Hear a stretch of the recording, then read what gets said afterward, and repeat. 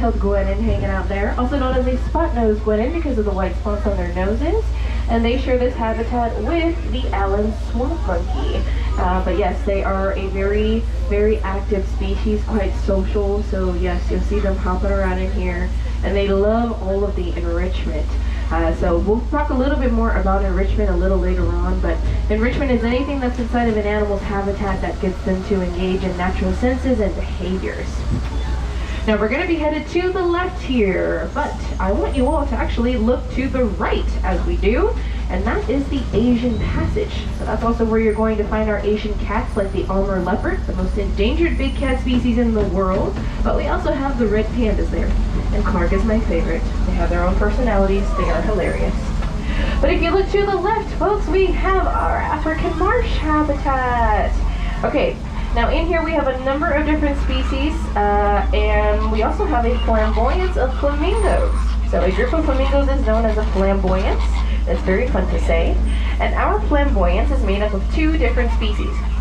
We have the American flamingo. Those are the ones with the bright pink color. And then we also have the greater flamingo, which are the ones with the more pale pink color in their feathers. Does anyone know where they get their pink coloring from? From their food, yeah, they eat tiny little shrimps. But the thing about flamingo feathers is they often lose the color when they drop them. So they're not typically hunted from their feathers like other bird species are, which is kind of cool. Now you're also going to see a number 2 inside of a yellow kangaroo on the left there, and that is kangaroo bus stop number 2. Our kangaroo bus is our on-off bus service here at the zoo. It's kind of like a zoo taxi. So it makes 4 stops around the perimeter of the zoo, and you're more than welcome to hop on or off at any of them. It is included in your one-day passes and memberships as well, so it's kind of $3.93, which makes it even better. But you know, this is a really, really big zoo, and we have a lot of hills here, so if you didn't come to hike today, I would highly recommend hopping on the buses. But if you do want to get your steps in, because I also understand that, you can head up the hill to the right, and that will give you an entrance to Eagle Trail, which is where we have many of our bird of prey species, like the Steller sea eagle and the harpy eagle. Now just behind this very adorable western tufted deer to the left, we also have the 8th wonder of the world, folks. It is the 163 highway. Just kidding. It's terrible. Always has traffic on it. I hate it so much. But yes, if you take the 163 and you head north about 35 miles or so, you'll actually reach our sister park, the Safari Park, which is about 20 times the size of the zoo. So if you've never been there before, I would highly recommend it for a day trip. It's also home to the only pair of platypus in the world outside of Australia. But if you look very quickly through the pine trees on the right, you'll catch a glimpse of our female Grevy zebras, which are actually the largest and the most intricately striped of the zebra species. Now, all along this hill, we do have a number of mixed ungulate species, and ungulates are hoofed animals. So the ones you see next door to our zebras here are the lesser kudu, the ones with those white stripes on their backs. And then there are some smaller ones in there with them, and those are the Sphinx gazelle. And they are actually all prey species found in various areas of sub-Saharan Africa, so it's very typical to see them acting a little alert and almost kind of skittish. But on our left, we are now pulling up to Polar Plunge. This is part of our Oceans Conservation Hub, but it's also home to the polar bears. So you're more than welcome to stand and check it out. Let me know if we see any of the polar bears from this side. Sometimes they like to hang out on the back side of the habitat too. Do we see a polar bear? Yes, we do. On the very far side. Awesome. Love it. Okay. You see them. Okay. Thank you. There are actually 3 polar bears that share this habitat. So we've got brother and sister Kaluk and Totkeek, as well as our other female polar bear, Chinook. And unfortunately, all 3 of them did come to us as orphans. But the really cool thing about having animals in zoos like ours is that our researchers and our veterinarians can work very closely with them. Like a lot closer than we can with animals that are in the wild. And in this way, the animals that are here almost have a job to do, because we can use the data that we get from working with them to help us address issues that face their cousins out in the wild. Our polar bears are actively involved in a number of different studies with organizations like Polar Bears International to help develop more robust tracking technology for polar bears that are on the ice. Now we are seeing a change in their native habitat due to average raising ocean temperatures. We're seeing a lot of melting sea ice. But you can be an ally for bears like our polar bears by making everyday changes to do simple things in reducing your carbon footprint. Using less water, using more energy efficient light bulbs, or simply just using less lights if possible. Walking or biking more often. All the small changes that you can make. Now we do have one of my favorite antelope species on the right here, and that is the southern Gerenuk. Now Gerenuk is actually Somali for giraffe neck. So those long necks help them reach up into trees because they are browsers. But they can also stand up on their hind legs, which gives them a little bit more of an advantage over other smaller antelopes that are browsers just like them. Now next door to them, these little guys here are the Chicoan peccaries, okay? They are not warthogs, so if I hear anybody going, oh my god, it's Pumbaa, I'm gonna kick you off the bus, okay? These are Chicoan peccaries from the Grand Chaco region in South America, and they were actually thought to be extinct until they were rediscovered. Now on our left here, we are passing up Skyfari West, and Skyfari is our aerial tram. So if you're wondering what those buckets are going across the sky there, it is Skyfari, and it is included in your one-day passes and memberships as well. It's about a 4 or 5 minute ride from one side of the zoo to the other, but you get some amazing views along the way. I would highly recommend it. Now if you didn't know, we also have a theater here. So we're passing up Mowgli's 4D Jungle Adventure Theater on the right. 4D is like 3D, it's just a lot cooler. You do have to purchase the tickets here, but it is a good way to spend 15 or 20 minutes of your day today, especially if you have young ones and you're looking to find somewhere to get off your feet for a little while. We're going to be passing up Kangaroo Bus Stop number 3 on the left. But on the right, this habitat belongs to a pair of maned wolves. And I don't believe that they are out right now, but if you don't see them, you will smell them, my friends. That is not the person next to you on the bus. Well, it might be, but more likely than not, it is the maned wolves. And that is a scent that they secrete in order to mark their territory, but also to attract mates. Yeah, that would attract a mate for sure. It would attract something. It would attract something for sure. Now we're going to be headed into Elephant Odyssey here, and this is one of my favorite parts of the zoo. It is gorgeous, and it's an awesome way to learn all about Southern California's past through the animals of today. Now, we have many, many big animals here in Elephant Odyssey, but we also have the little ones. If you look to the left, folks, sunbathing on the branches and the rocks, we have what look like giant potatoes that have sprouted legs. These little guys here are the South African rock hyraxes. Oh my gosh, do you see the one with his legs like crossed in the back there? Oh my gosh, that is so cute. Okay, now based on just what we're looking at here, what kind of animal do you think they might be most closely related to? Beaver. Oh, that's a great guess. I've never heard beaver. I hear a lot guinea pigs, chinchillas, hamsters maybe. Well, fun fact, these little guys here are actually most closely related to the elephant. Yeah, the elephant. They actually have similar skeletal structures, particularly their skulls and in their feet, and they also have the same mammary glands as elephants do as well. So yeah, science is kind of wild sometimes. Yeah, it's kind of cool. Now, I do have something very cool for you here as well, folks. Look on the platform to the right, sitting up, as beautiful and as regal as she is. This is Nindiri, and she is a jaguar. Now, she's my favorite cat that we have here in the entire zoo. Jaguars are found primarily in Central and South America, so they are the flagship species of our Amazonian conservation hub. Now, she's in this habitat by herself because big cats actually prefer solitude. And so she'll be in here by herself. Jaguars are excellent at fishing as well. They're very, very good cats with fishing.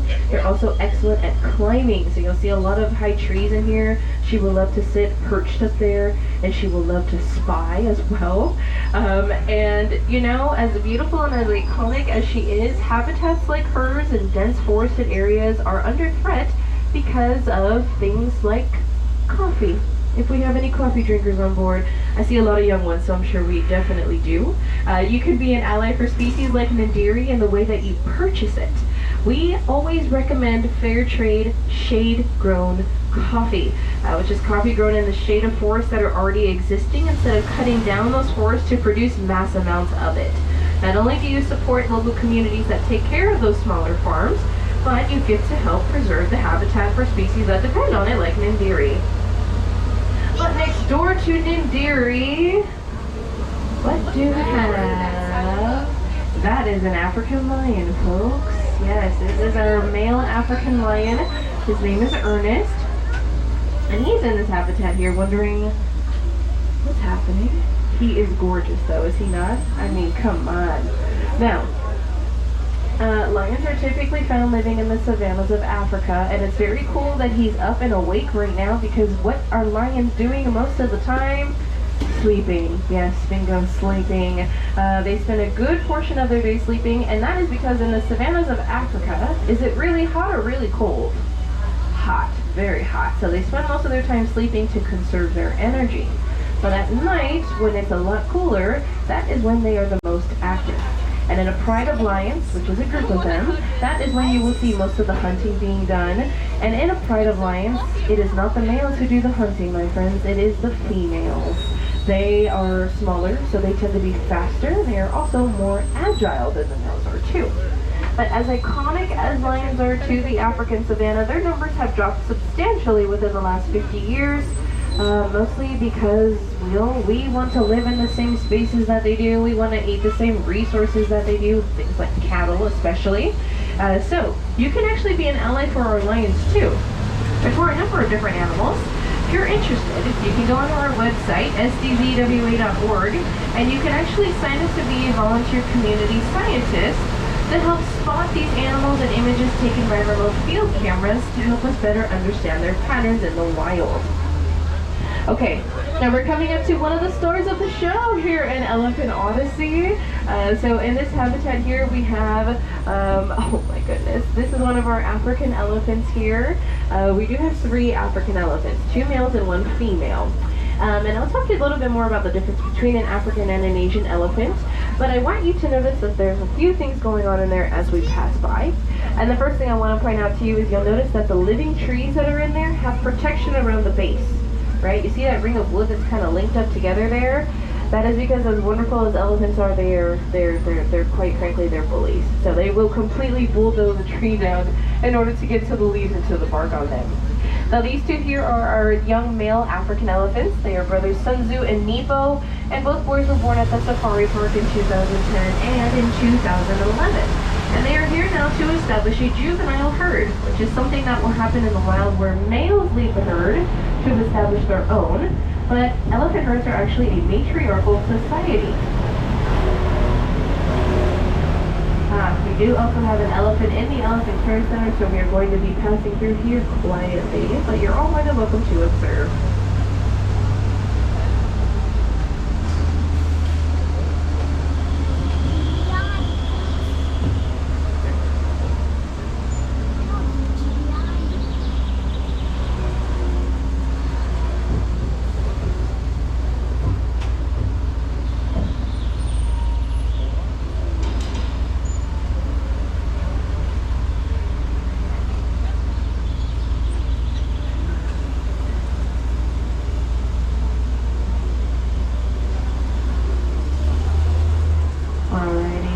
Can't linger too long because of our elephant in the care center, and they need to be able to hear their cues. But I just wanted to point out very quickly the secretary birds in the habitat to the right there.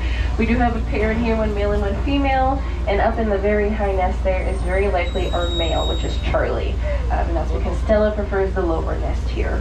The secretary birds are actually endemic to Africa, so yes, they are gorgeous, gorgeous birds, and you will only find them there primarily in sub-Saharan Africa as well. Now as we head around the corner to the 2nd and the 3rd yards of our elephant habitats here, ooh, I spy the very large butt of our Asian elephant hanging out back there, and we'll be coming around the corner to check around in just a second. But you'll also notice in here what look like toys, right? So there are these hard plastic balls and rings and things like that, and they're not necessarily toys, but again, they are forms of what's called enrichment. Now again, enrichment is anything that's placed inside of an animal's habitat that gets them to engage in the natural senses and behaviors that they would in the wild. So back there is Mary. Hold on a second, somewhere in the corner there. Yes, so that is our female Asian elephant. She is the oldest elephant in the entire herd. So she is the matriarch. Again, elephants live in matriarchal societies. They are run by females. Females will never leave their home herd. They stay within the herd, and the knowledge in a herd is passed down through females generation by generation. And so back there, Mary is engaging with some of that enrichment, and a lot of these things that are in here are what force them to have to think their way to get to their food. So they have to kind of take steps and practice critical thinking skills, because in the wild they would have to do that on a daily basis constantly. You'll also notice that there are huge piles of dirt. You'll notice there's huge logs. You'll notice lettuce and branches and leaves scattered all throughout the habitat, and that's because in the wild they would also come across obstacles. We also want to make sure they're getting their exercise and that they're utilizing the entire space, because we care about their health. And elephants are migratory animals, so they are definitely on the move quite a bit. And so we're making sure that they use every inch of the habitat that they have available. Now, some of my favorite work that we do here at the San Diego Zoo Wildlife Alliance is with the Reteti Elephant Sanctuary in Kenya, where we actually help support a community that cares for elephants that have been orphaned as a result of the ivory trade. Now, an elephant orphan does not live long without their mother, so we're very thankful for organizations like Reteti, and you can be an ally by supporting them if you feel so inclined, but also just generally never purchasing anything that has ivory in it. It looks terrible as furniture. You don't want that, right? You don't want that. Oh, what do we have on the right here? Okay, so if you look towards the very back of the habitat, you might catch a glimpse of them just through the break in the trees and the branches there, but you might catch a glimpse of the second fastest land animal in the world. Not the big camel, but on the ground next to the camels, and those are pronghorn. Okay, does anybody know the first fastest land animal? The cheetah! Great job, yes, the cheetah. Now the difference is that cheetahs can reach a sustained speeds of over 70 miles per hour, but they can only do it over short distances, whereas the pronghorn can reach a sustained speeds of over 50 miles per hour, and they can maintain that over a long distance. So, it's more about like efficiency versus ambushing your prey.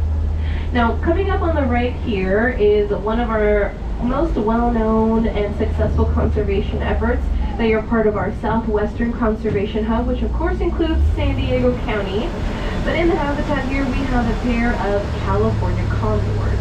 Now, I don't see them. They might be down on the ground, actually, but California condors are the largest birds in all of North America, so they're very hard to miss. And typically you'll find them roosting. Yeah, I'm pretty sure they might be walking around on the ground towards the back of the habitat, or they might not be out at the moment. But if you do walk through Elephant Odyssey, spend a little time here, learn a little more. There they are. On the ground, just like I thought. So yes, California condors are the largest birds in all of North America, folks. If they were to open up their wings fully, on average, a California condor has a 10-foot wingspan from tip to tip. This bus is 8 feet wide, to give you a reference. So yes, if they were to open up their wings fully, that would be outside of the width of the bus. But does anyone know what California condors eat? Dead things. They eat dead things, freshly dead animals known as carrion, and that is probably why they're walking around down on the ground, because they probably have some carrion hanging out and they're ready for them to eat. You can read more about the California condor breeding program at the San Diego Zoo Safari Park. It's one of our most successful breeding programs. It's extremely difficult to hatch, raise, and release California condors. They are not like other bird species, so I would highly recommend going on to our website again, sdzwa.org, and reading more about them. Now we're passing at map marker 10, and we have map markers all around the zoo, but I want you to pay attention mostly to my favorite part of map marker 10, which is the meerkats. Oh my goodness, yes, they're so adorable. You can see that there are 2 meerkats kind of hanging out at the top of this huge pile of seemingly unremarkable dirt. Well, underneath all of that dirt and those huge rocks and trees and things, there's a very intricate system of tunnels that are built and maintained by the meerkats. Now, the ones that you do see sitting perched up on top of the tunnels are typically the sentries, right, or the lookouts. And they will alert the rest of the mob, which is what a group of meerkats is called. It's called a mob, which is hilarious. They will alert the rest of the mob when there is a threat nearby. So if there's a bird flying up in the sky, they'll tell everybody to go underground. But if there's a snake below ground, they'll tell everybody to get out of the tunnels and above ground. And they can detect threats from pretty far away too. They're extremely intelligent, and they make the cutest little chirping noises. And fun fact, Timon from The Lion King was actually based on meerkats here at the San Diego Zoo.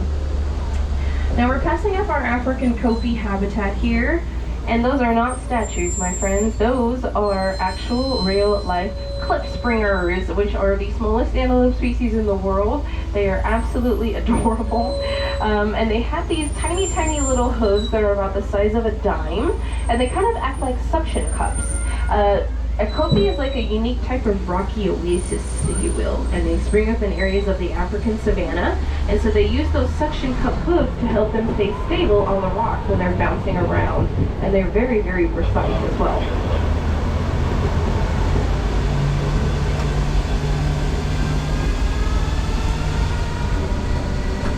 Now, as we head around the corner, we are going to be passing up the Ethiopian highlands, and this is all part of the top portion of our Africa Rocks habitat. We'll be headed through the backside in just a short while, but this portion represents northeastern Africa, which is a beautiful place known for these massive, grassy, windswept plateaus.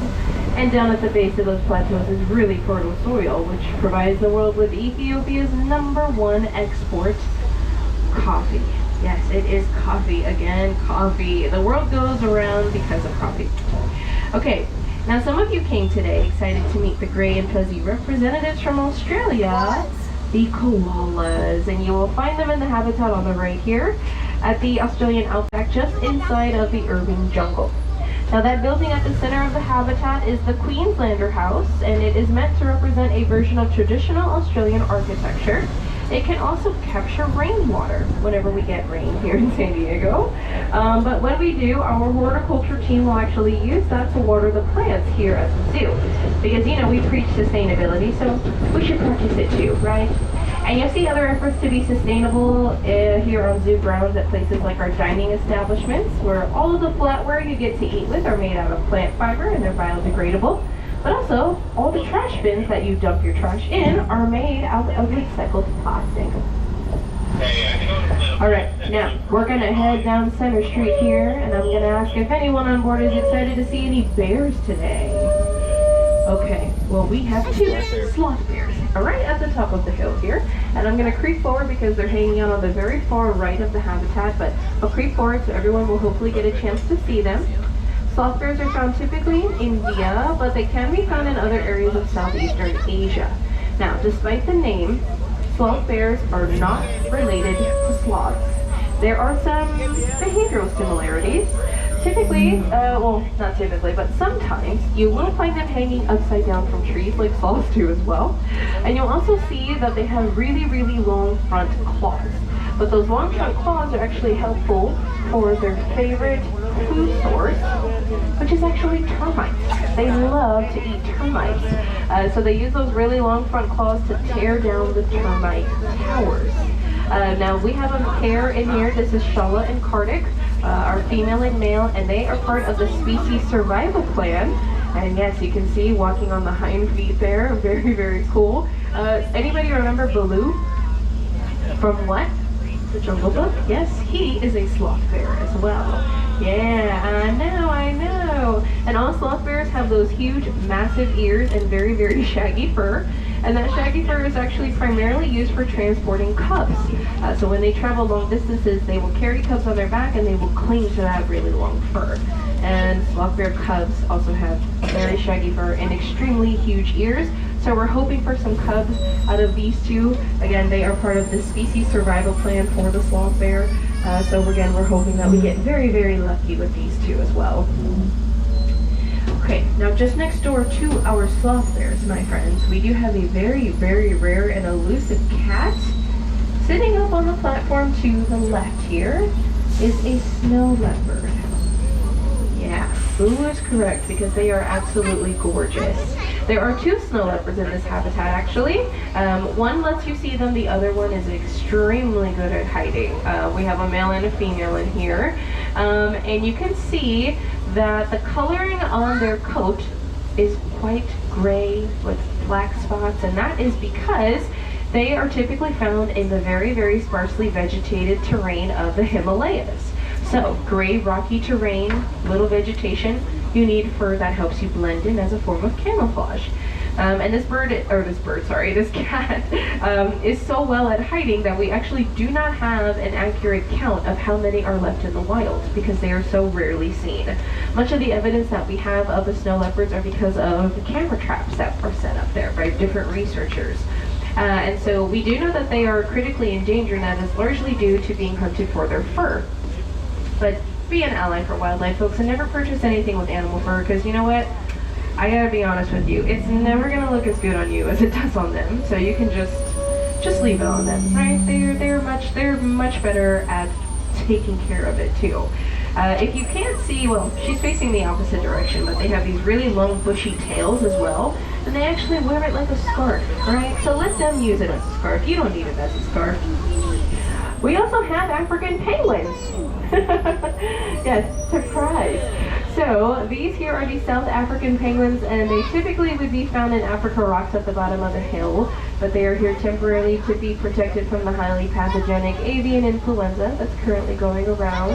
Now, these penguins are actually hilarious. If you go onto our social media, you will read about who the good penguin of the week was and who the bad penguin of the week was. You'll learn all about the dating drama, who cheated on who with who. I'm not even kidding. They have personalities, they have their own names and everything, and it's hilarious. But we actually do a we do a lot of work creating and maintaining artificial nesting sites in South Africa because we're seeing their species numbers drop due to actually a lack of their poop laying around. So they use their poop, which is also known as guano, to make their nests, but guano also sells very well as a fertilizer. So it's harvested for that reason, but we're seeing chicks die or not enough nests being made to sustain chicks because of a lack of it. Alrighty, I spy with my little eye a very, very large sleeping bear. So we're going to creep forward and everyone will get a chance to check out one of our grizzly brothers hanging out on the right of the habitat here in the shade. But we do have, again, two grizzly bears, and they are brothers Scout and Montana. Now, Scout and Montana came to us as cubs. They were found living near a campground community by Yellowstone National Park. And Mom was unfortunately teaching them some really, really bad habits, my friends, the not-so-subtle art of dumpster diving. Yeah, so it became a matter of safety concerns for the boys, and they were brought here to us. But they do help us tell a story because we want to prevent more of that, right? We want to make sure that our animals are not dependent on human trash for survival any more than they already are. So if you spend any time in the outdoors, being an ally for wildlife by using bear bins, bear canisters, doing everything you can to make sure that, again, they aren't dependent on that trash. And simply just cleaning up after yourself, right? That's extremely helpful. Practice things like packing it out. I hike and I camp and backpack very often, and I am meticulous about it. Okay, now the habitat coming up on the right here, I want to make sure that we don't do any kind of shouting, okay, as exciting as it is. But in the habitat, we have a female Indian bear. Her name is Alba, and she gave birth to twin cubs in December. And at this point in their lives, they are in the process of coming out of the den a lot more often. And so we have been seeing the cubs out a little more. And it's sometimes they're out, sometimes they're not. She's extremely protective. She's been a great mother. She's a second-time mother. Her first time with twins, though, so she has her hands full for sure. And I don't see them out, but definitely come back and hopefully you'll get lucky to see them. They are so rambunctious, and she is just all over the place trying to manage them. It is the coolest, most amazing thing ever. Alrighty, now we're going to be passing up the Fern Canyon Trail on the left there. If you take the Fern Canyon Trail back up toward the front plaza from down here, it is a Stairmaster, but it is an up-close and personal look at the very first rainforest that we planted here at the zoo over 100 years ago. Now, we are a little obsessed with rainforests, if you couldn't tell. In fact, 4 of our 8 conservation hubs are based in a rainforest.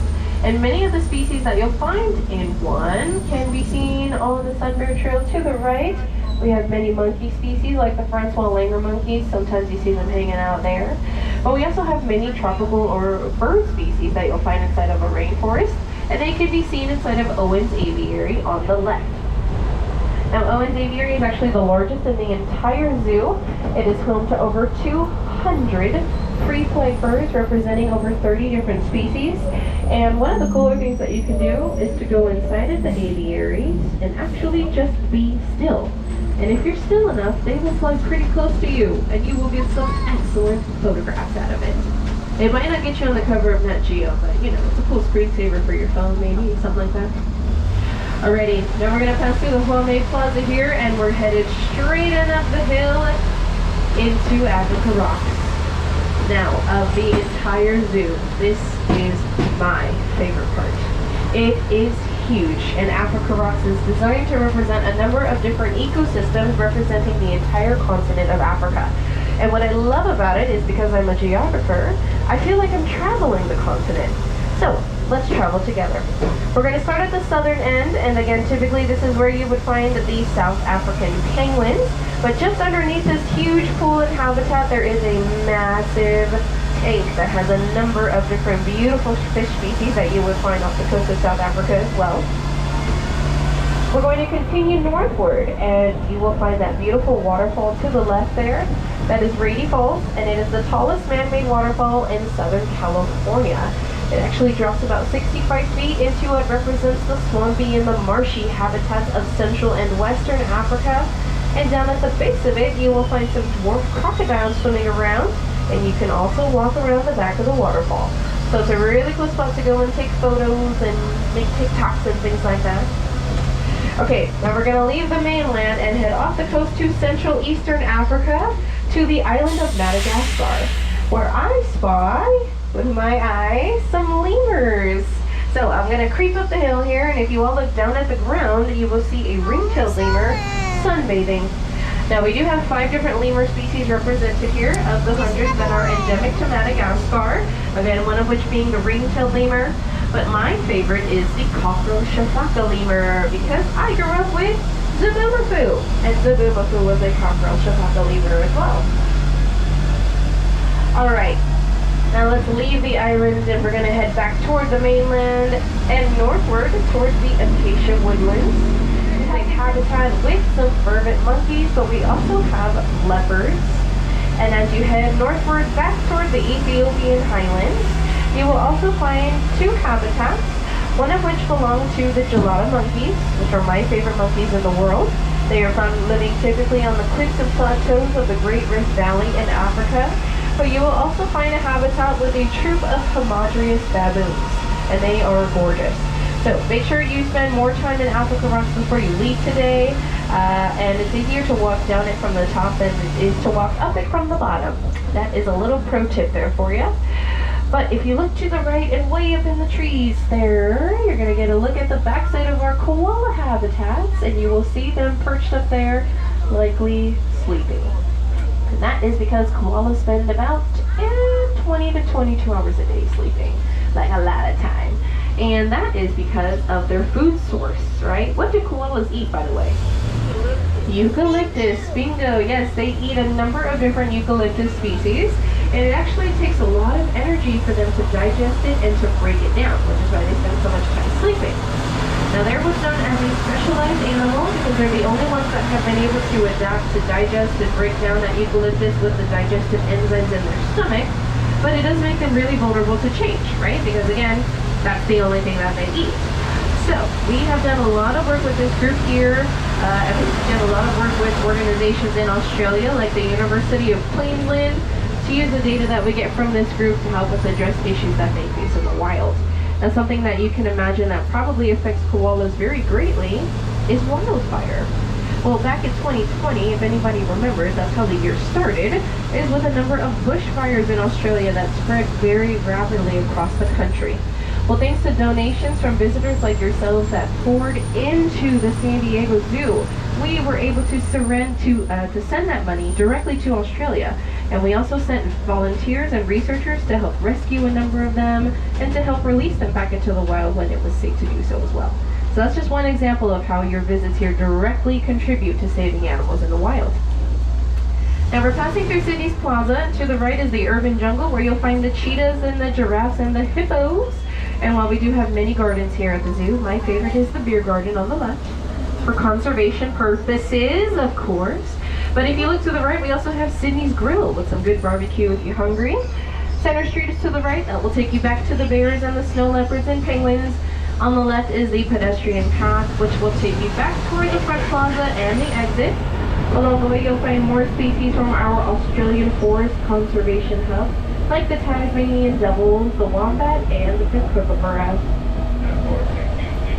Now, I have said a lot today, and you have seen a lot today, but my most important message is actually to let you know the role that you have played in conservation just by being here.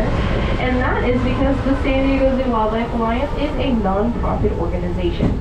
Everything that we get from your ticket purchases and your food, drink, t-shirt, and stuffed animal and face painting purchases goes right back to taking care of the animals that you've met today, but it also goes towards sending our researchers and our veterinarians to where they are needed, because we have so many projects